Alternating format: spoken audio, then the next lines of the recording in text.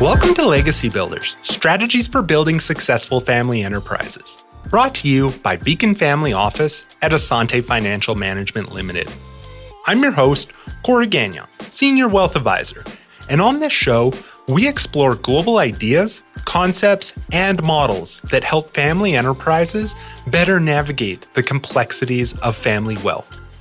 Today, we welcome Danielle Saputo, President and owner of Danielle Saputo Legacy Coach and Family Enterprise Advisor. With a strong academic background and certifications, Danielle brings valuable expertise as a Family Enterprise Advisor Designate and certified coach. Her experience in a prominent Canadian family business informs her holistic approach to wealth management, emphasizing family harmony and legacy. Danielle is the author of I Am Enough, Emerging from the Shadows into the Sunlight of My True Self. As an advocate for financial literacy and personal growth, she is dedicated to guiding families through complex dynamics and wealth transitions.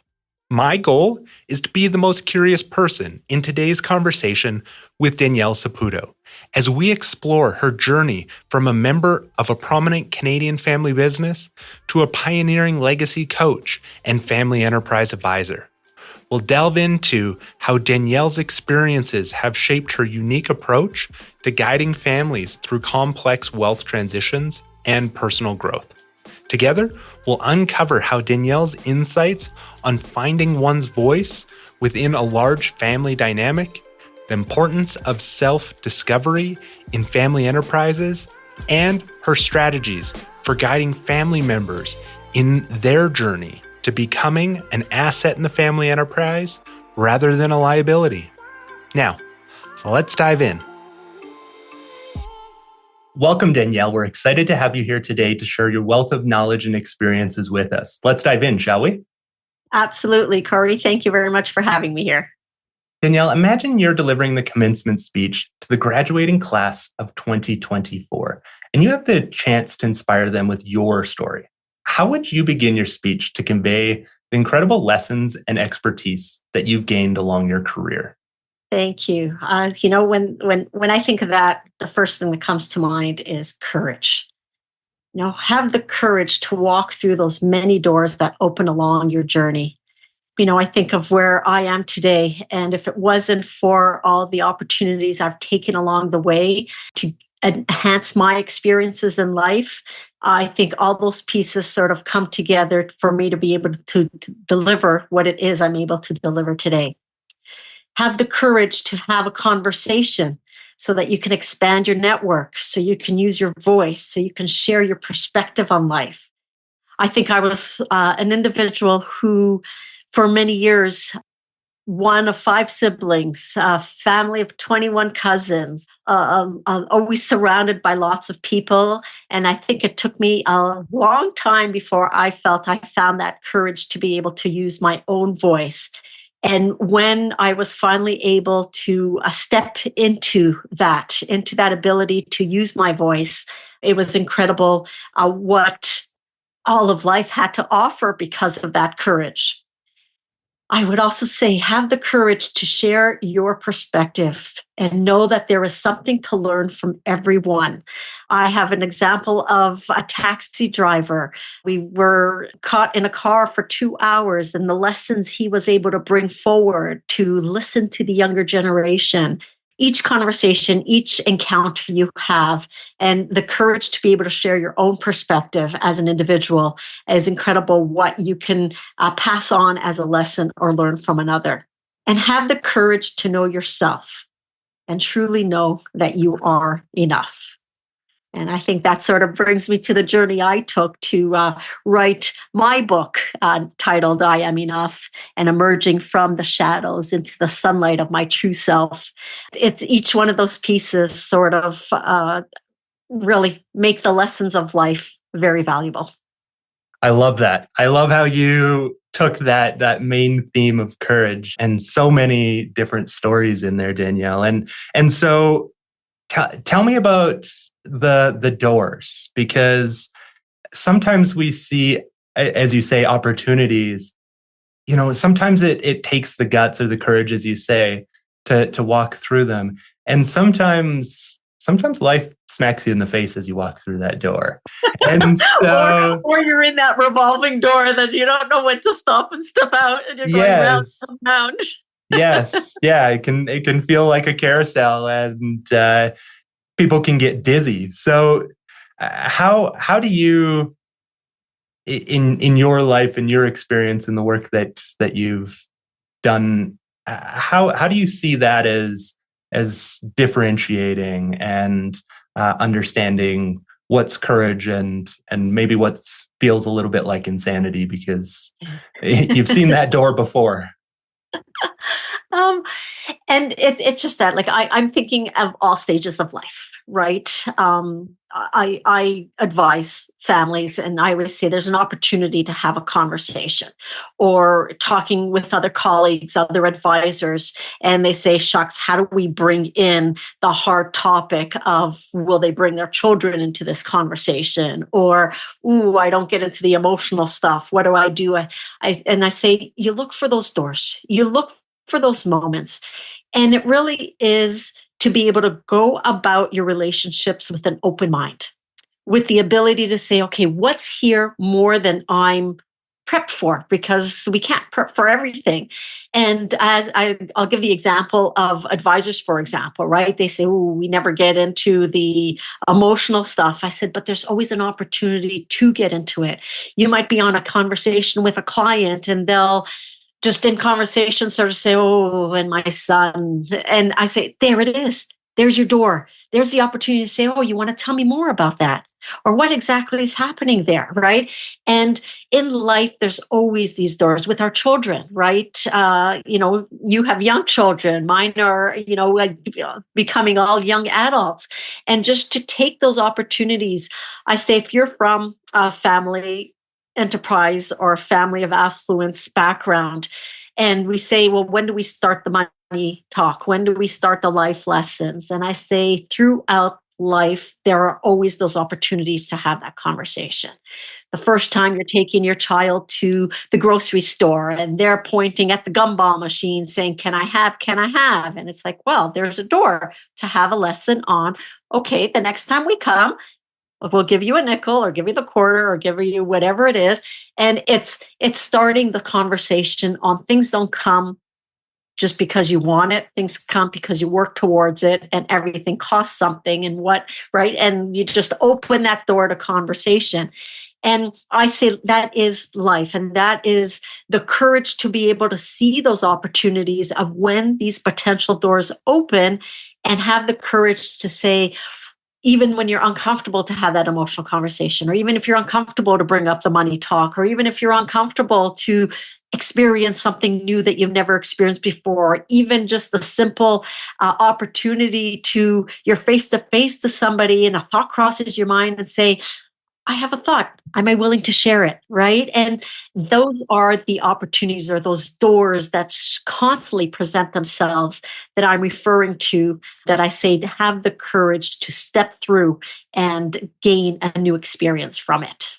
I love that. And also taking the pause. What I heard from you is, even that gumball machine of how busy we are in life, and how people say, oh, I can teach that lesson tomorrow. We just need to get out of here. And that door presents itself, and it's important to take that. So I love that story as well. Yeah, and I love the way you commented on the pause. And I think I want to re-emphasize that.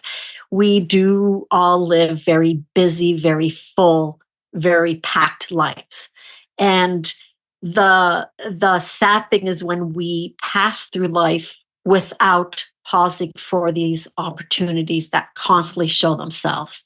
And that's where I say yes, and I agree with you, Corey, 100%, is if we are mindful in every relationship or in every encounter we're with that openness to say what will present itself here today, and we are willing to grab that opportunities that present themselves, we fill our lives in tremendous ways. Absolutely. Yes. So tell me having your own voice. A cousin of 21, that is a big family, and it's pretty easy to have your voice washed out amongst the noise that exists in that group. How did you come to understand that importance of individuality in that group? Yeah, that was a very long journey for me, because I would say that I lived most of my life as the quiet individual in the background. How many family events I remember sitting at, and I'd be placed at a seating of 8, 10 people, and very frequently finding myself sitting alone. So I, throughout my life, had always been taught to be respectable of my elders, to be respectable of the people around me. And part of that to me was that I had to sit quiet and listen. And till today, I think I have fairly good listening skills. But on the other hand, I had lost the opportunity to actually use my voice. So actually, that came when, I believe it was 2016, I attended a next generation leadership program. And there was an exercise that was put forth to everybody to create the mask we wear and write out what it is that that inner voice, or that what are we hiding behind. And I realized that for me, it was not using my voice. And it was that opportunity to create this mask and be in an environment to really dive deeper into realizing how I have never used my voice to its fullest capacity, that I left there saying, I'm removing this mask. I'm not going to hide behind my silence. Let me build on my intuition and speak the thoughts that cross my mind, and let me share them.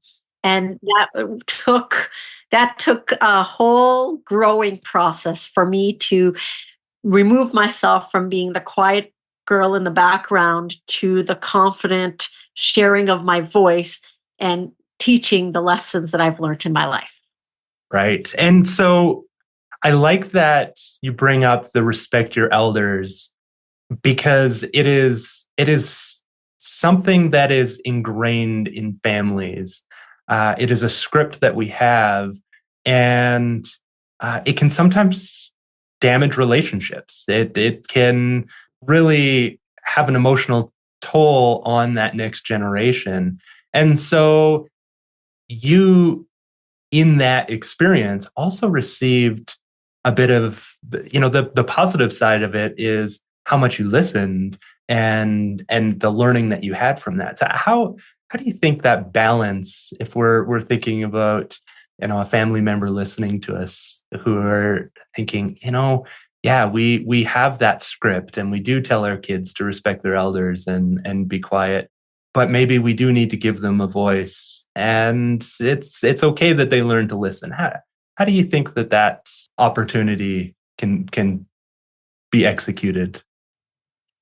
I do believe that each, when we talk about family enterprises, or, each individual who's part of a family and having to deal with, transfer of wealth and everything else, I'd say there is a paradox of when it's about me and when it's my growth and when I got to focus on myself.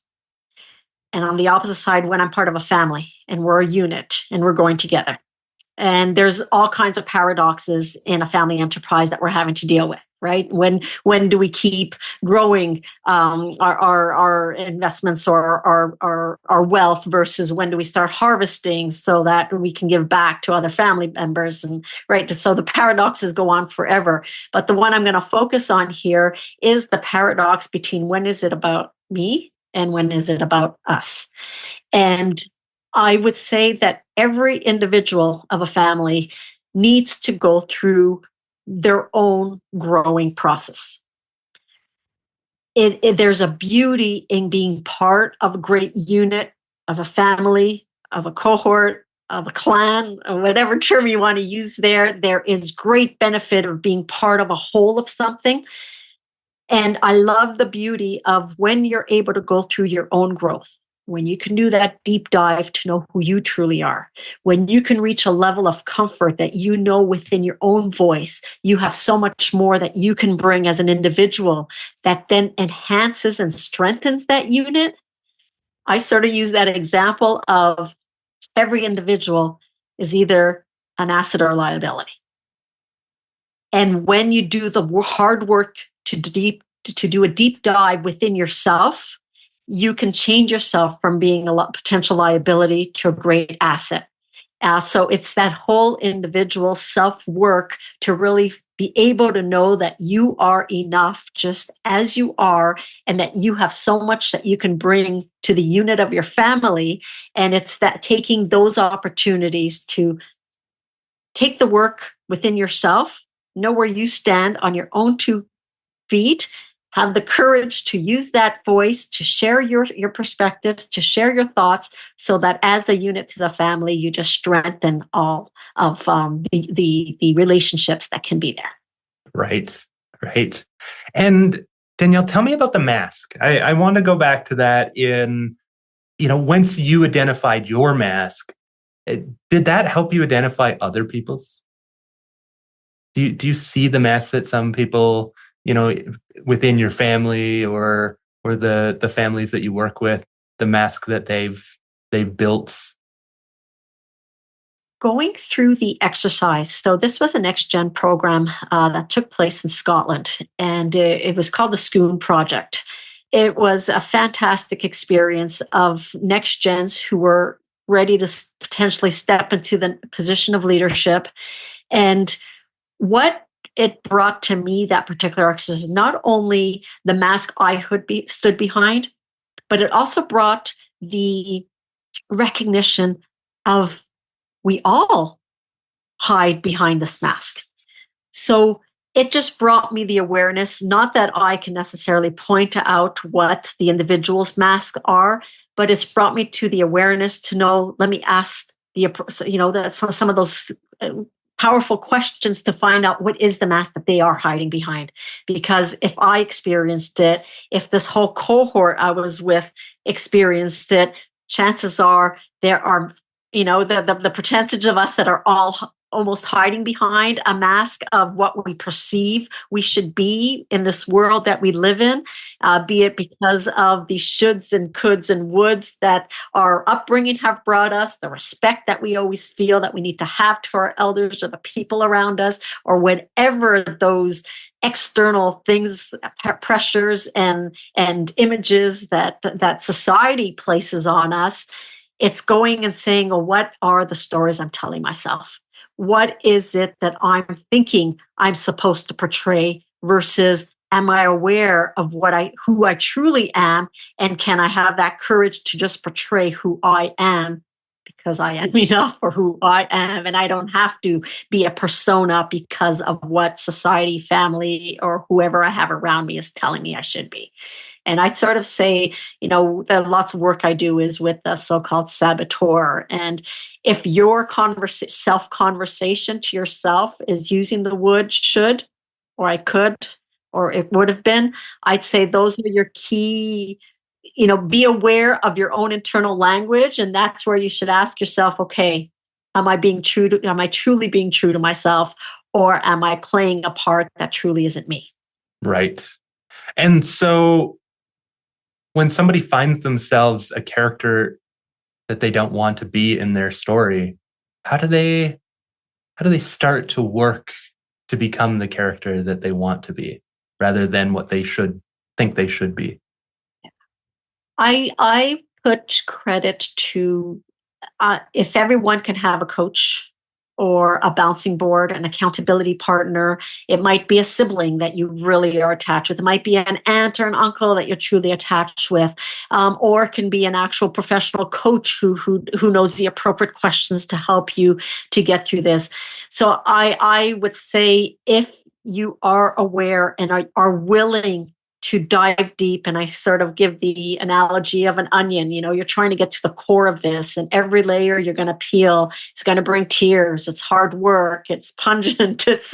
There's a lot that can come from that. But if you have, again, the courage there to reach out to someone to help you be accountable, to take this journey to self-discovery, do it, and if it's actually hiring a coach to help you go through it, do it. If it's, some people would whatchamacallit, would really talk highly of having a therapist, or, having that external third party individual who they can help take this journey of self-discovery.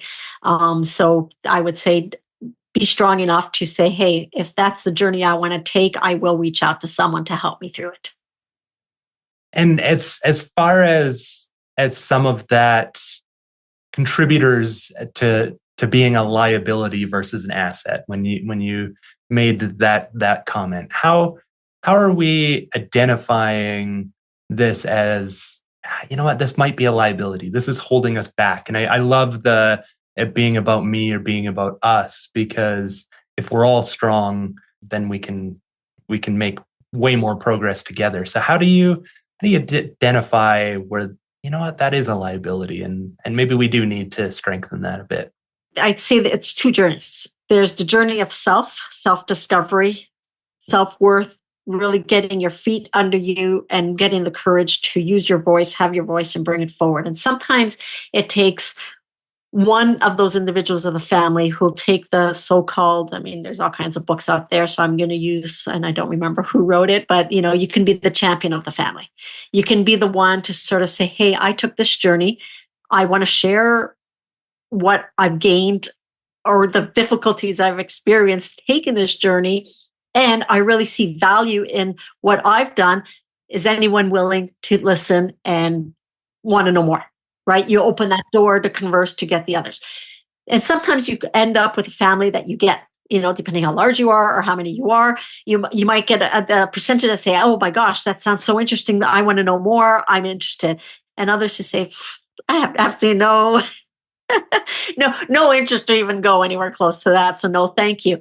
And then the question is, what do you do in that case, right? When there's part of the family who's all gung-ho and willing to take a journey, but then you might have one or two who are lagging, and you're almost like, well, do we let the one or two stop us from any journey going forward or not? And right, this is a great point where you bring that question. Okay, so are there areas here that will make us be more liable, and where we can classify, shucks, that can be an action, that can be a liability, versus what do we need to really help us all be of value and a greater asset to the family?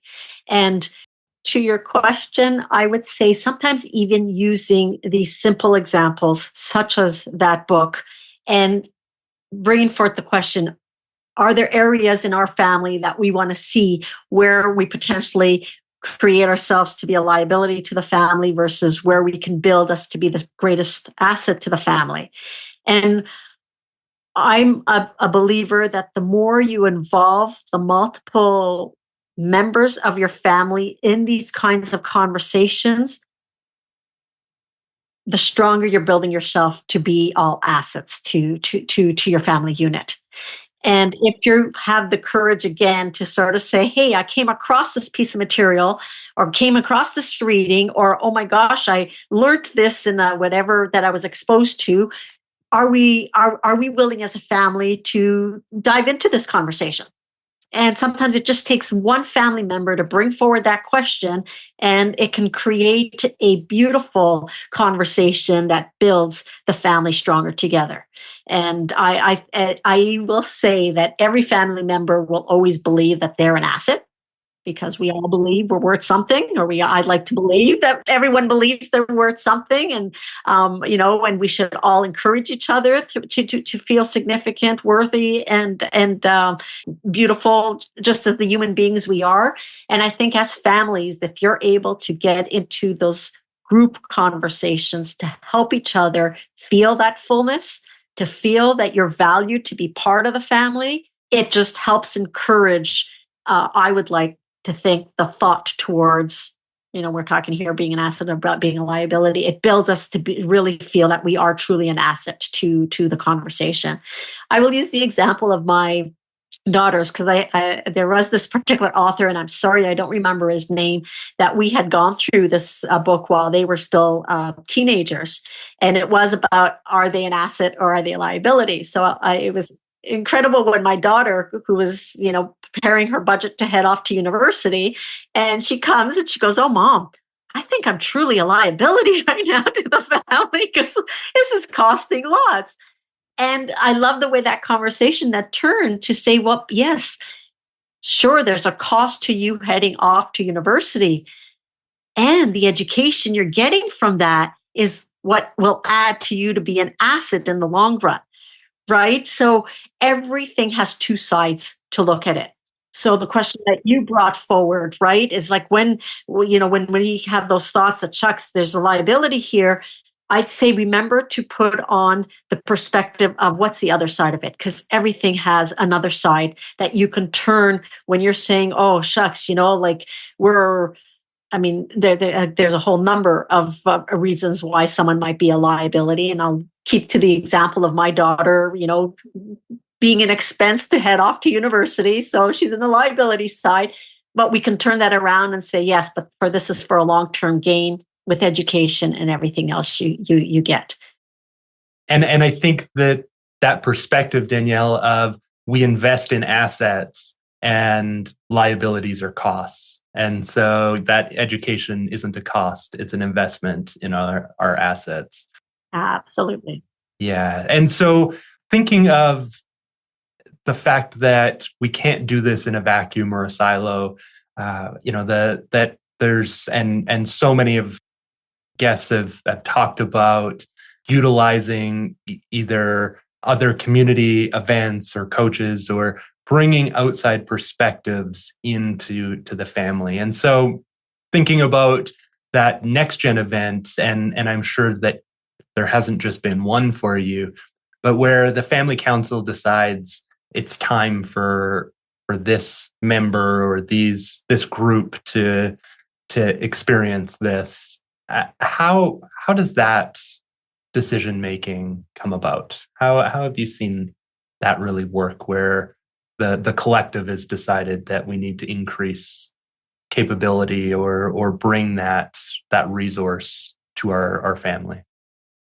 So I like the way you had said, hey, the family council brings it in. I have experienced many families who still are not set up with family councils, so that they don't have a governance structure that clearly identifies who brings in this information, who decides that this is going to happen, who knows who's going to cover the cost for bringing in such an expert or outside organization, or even pay for a workshop to go to, or whatever the case is. I've encountered many, many families who are far from being set up in the way that, the governance structure allows a very clear format of who and how those decisions are made. I'd like to hope that more and more families are having the talk to be able to set those things up.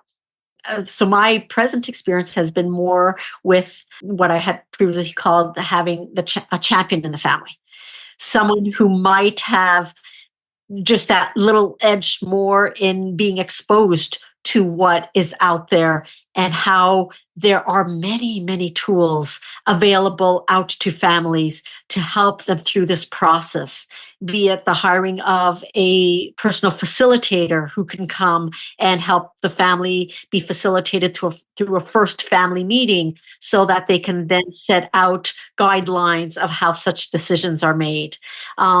It's getting a potential reaching out to having someone being your family's learning officer who can help set up a year's worth of education that can come forward and what that can look like.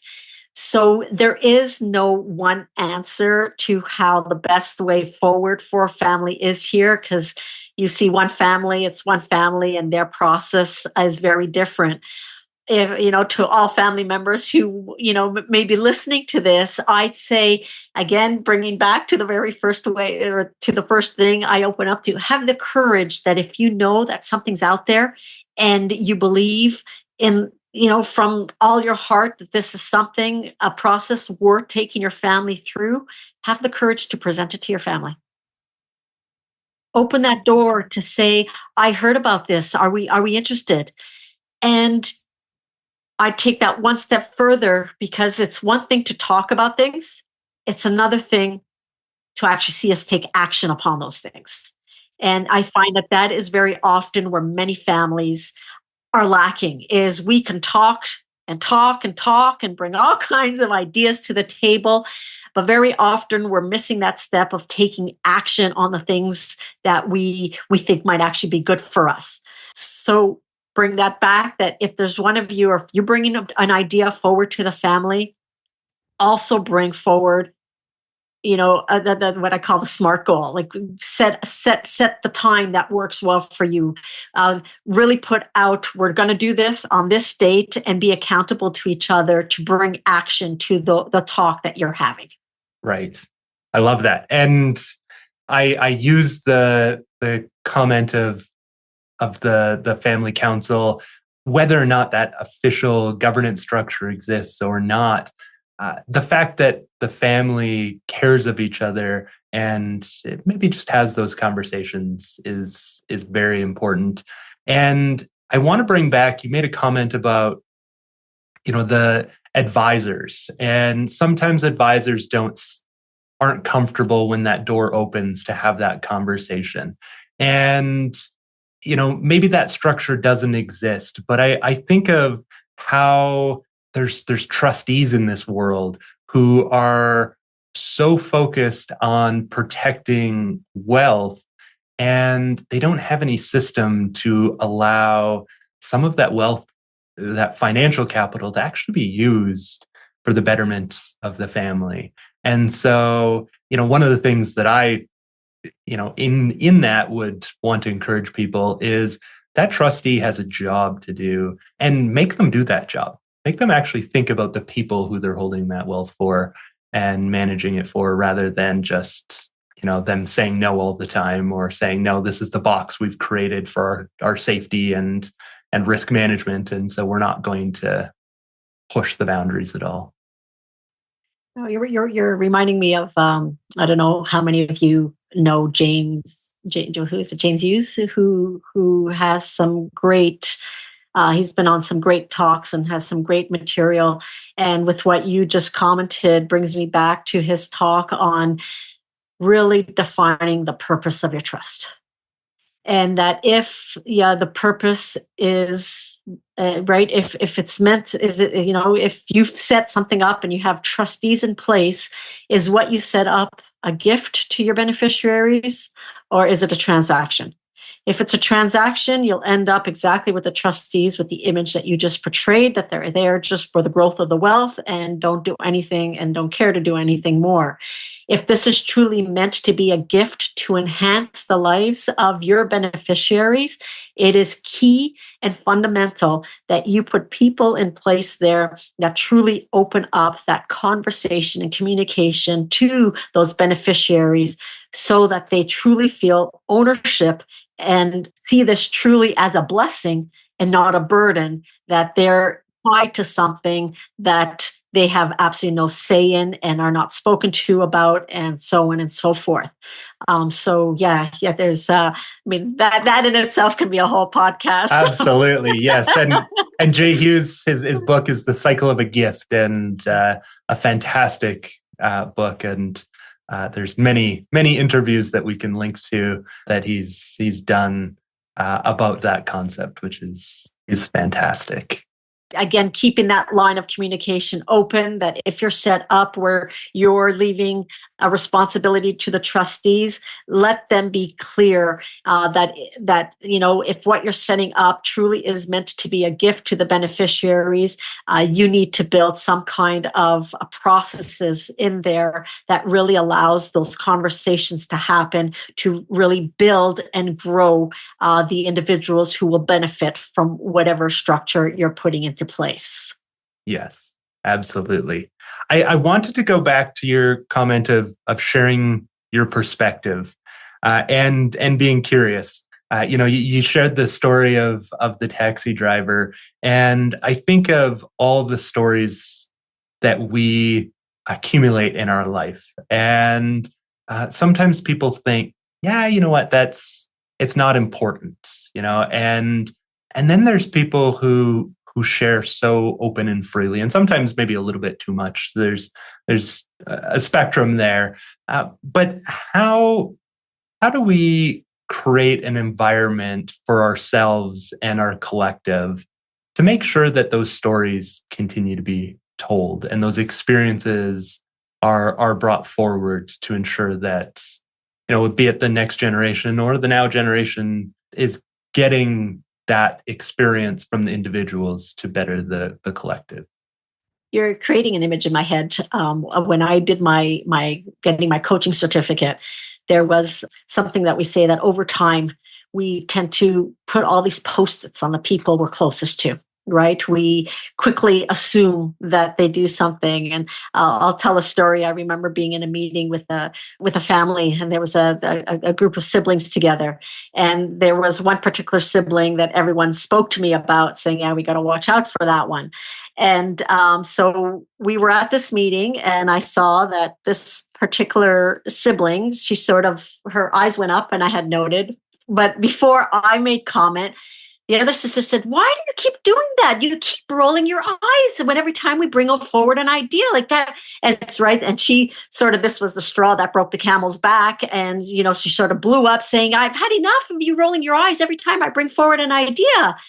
And, the sister sort of stepped back and she sort of looked and says, but there was a fly, right? She was just, her eyes just went because a fly had passed in front of her. She had no intention of rolling her eyes, or that was the last thing on her mind. But and the post-its I was talking about, very often the people we're closest to, we make assumptions of their behaviors because we've seen certain patterns over and over again, and we are quick to conclude certain things, even though those are not the right conclusions. And the example I just gave is one of those where, they thought she's rolling her eyes again, but she was not rolling her eyes. There was a fly that her eyes caught attention to. So, I would watch out and be very aware that I'm under the belief that no family member ever means harm on someone else, on another family member. We all mean to do things with good intentions. But very often we misinterpret each other's intentions, and we never take the time to ask or be mindful or breathe and say, so I saw your eyes move. What did they move for? Right? And just ask openly rather than quickly assuming there was eye rolling, but saying, I just picked something up. Can you tell me where that's coming from? And I think as family members, the more we can do that with each other, the more it'll help us get through all conversations, the easy ones, the insignificant ones, right into the deep ones and the most meaningful ones. That if we can approach each other with that openness, try to go in without the pre-post-its on each other that we're labeling everybody and saying you're the firstborn, therefore you're this way, and you're that, and this or you're that way, or you've always been the troublemaker, so I've labeled you the troublemaker, no matter what, even though you're trying to do good, you're always the troublemaker, right? So I'd say as family members, for us to proceed forward together, go with, try to be aware of the biases you have on each other and proceed with opening the door for asking, I picked something up. Can you tell me what that means, please? I don't want to make the assumption that I don't want to make the wrong assumption here. And I think that is a great way for a family to proceed together and know that we all mean good for each other. We all have something to learn from each other. So let's be open to hear someone else's perspective, removing the bias we feel we might have on those individuals.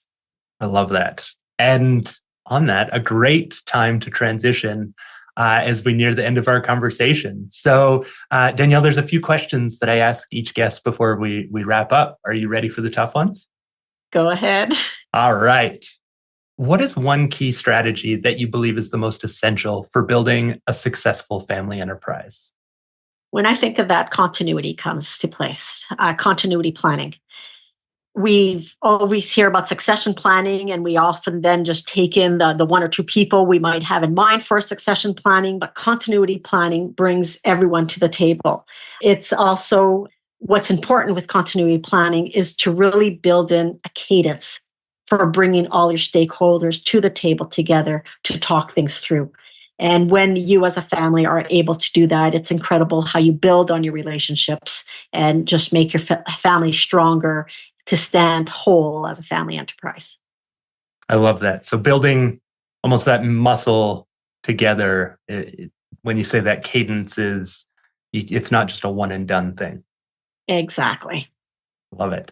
And what is the most common challenge that you see family enterprises encountering when it comes to wealth transition and generational continuity? What's coming to mind right now, and there's probably a number of things, but right now what's coming to mind is getting every stakeholder's voice heard. And I think that is difficult. Sometimes if you're a larger family and you're trying to bring everyone together, timing doesn't work. So do you go ahead? Don't you? It's, I guess if I'm going to put something to this to answer this question, I'm a true believer that families that play together stay together.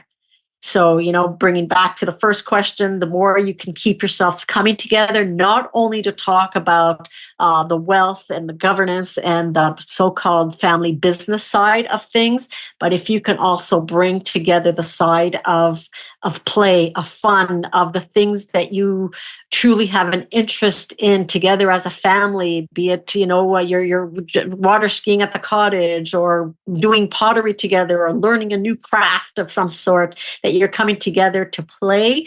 That's so I'm always one to take the negative and turn it into a positive. So although it's hard to get everyone together, I'd say the more frequently you can get yourself as a family to play together, the greater you build your relationships to stay together. I love that. That's a great strategy for sure. Is what is it that connects us in as interests, not just in blood, and how can we use that as the oil that keeps things flowing? So that's great. I will add one other thing with that, because families who do try to come together might start a process, but then don't continue the process.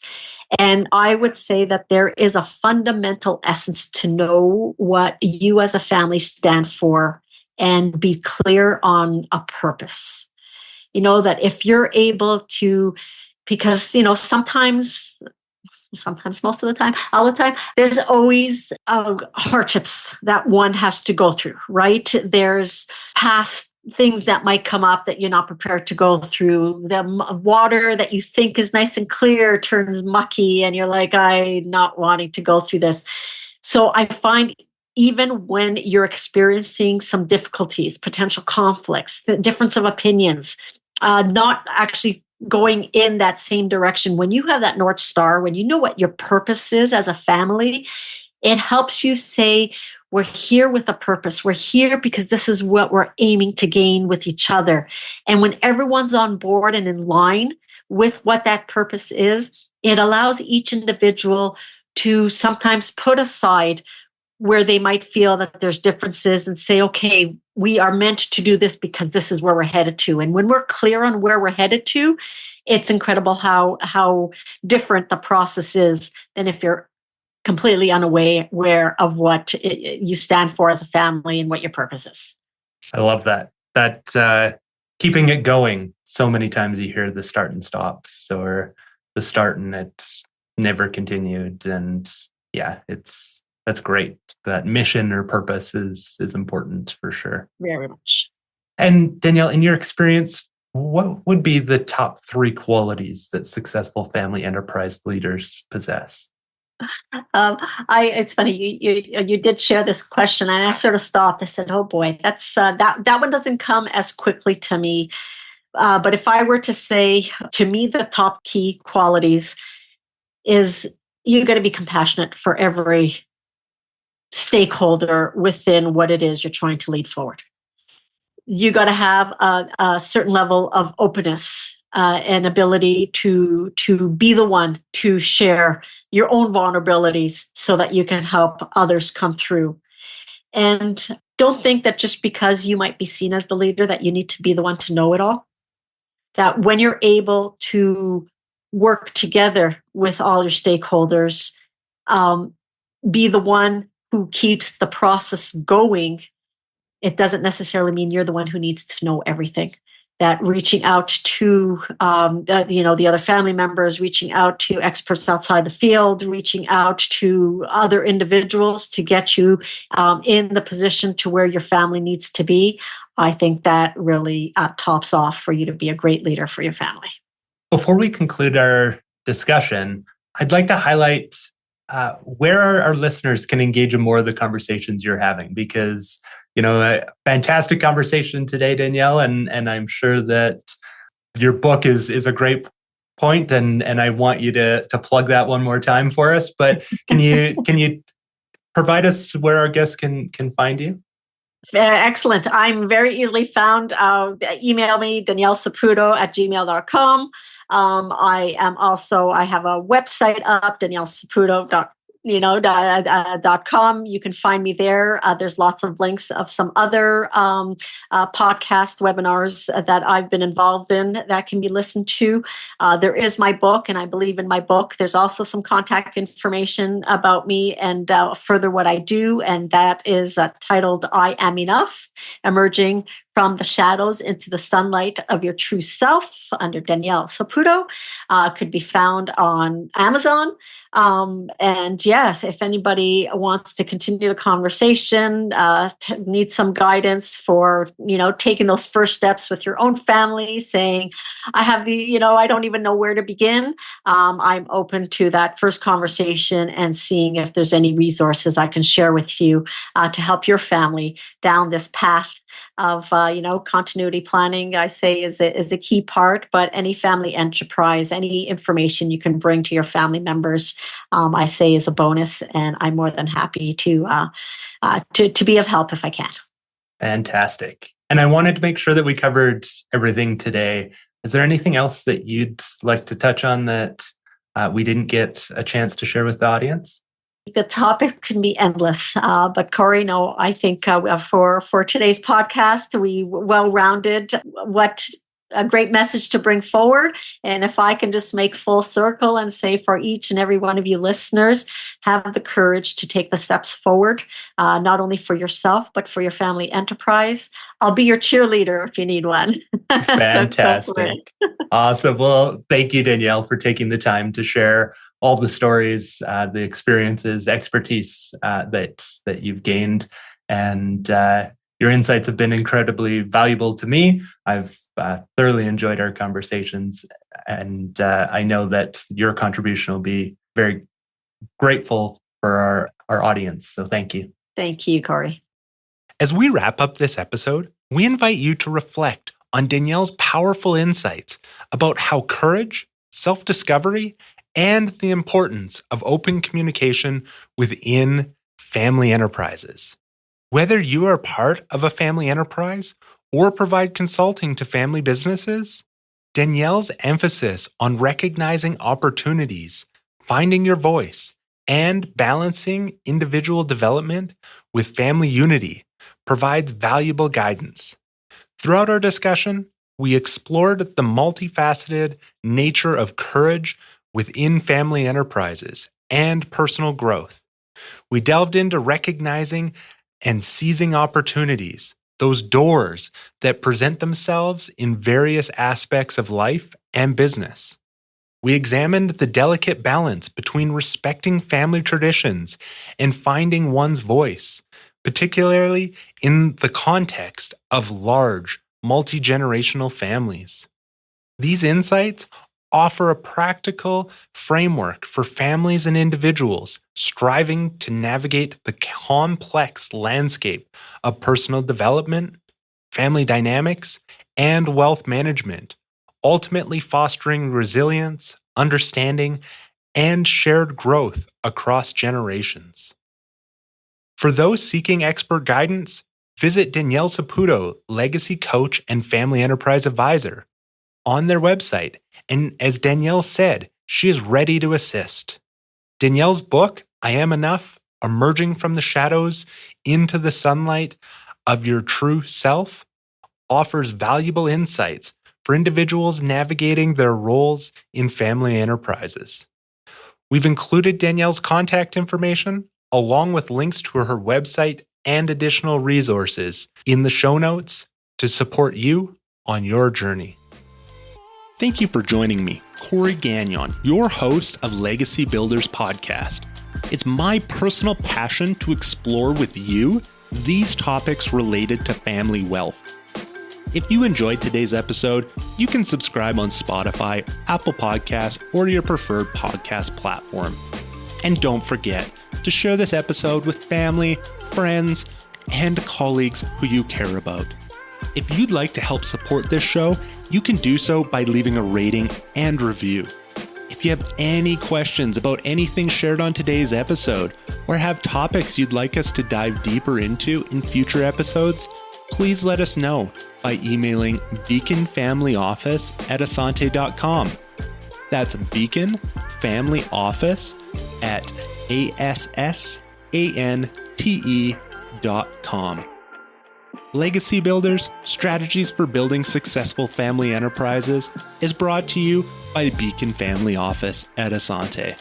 Are you worried about losing what you've created and seeking ways to transition your wealth across generations?